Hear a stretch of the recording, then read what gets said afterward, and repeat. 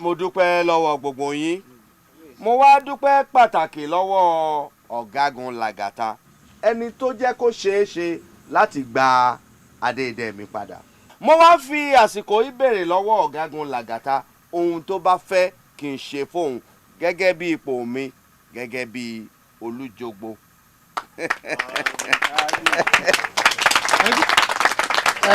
Ẹ kú jókòó. Ológun lèmi ò mọ̀rọ̀ sọ púpọ̀. Kábíyèsí ní kí n béèrè ohun tí mo bá fẹ́. Mo ti mọ ohun tí mo fẹ́, ṣùgbọ́n ó yẹ kí n ṣàlàyé fún yín ìdí ẹ̀ tí mo ṣe fẹ́ nǹkan tí mo fẹ́. Ẹ̀yin ará Àjogbo, ẹ máa kú àfaradà. Ẹ wo bí ìlú wa ṣe dà. Ọmọ tí yóò ní. Èmi ò bá àwọn ọ̀dọ́ tí wọ́n jí adé idẹ gbé, mi ò bá wí rárá. Àyípadà rere ni wọ́n fẹ́. Mo wá kí gbogbo yín kú oríire nítorí pé àyípadà rere ọ̀hún ti dé báyìí.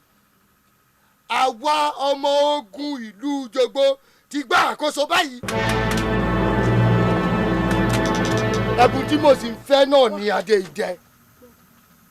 Mo wá ké sí ọba yín Lápitẹ́ kí ó gbé adé náà lé mi lórí. Ẹ wá gbà mí. Ìwọ ọmọ ogun yìí ó mọ ohun tó ń sọ. Ta ni bàbá ilé yìí tó fi fẹ́ dé adé idẹ?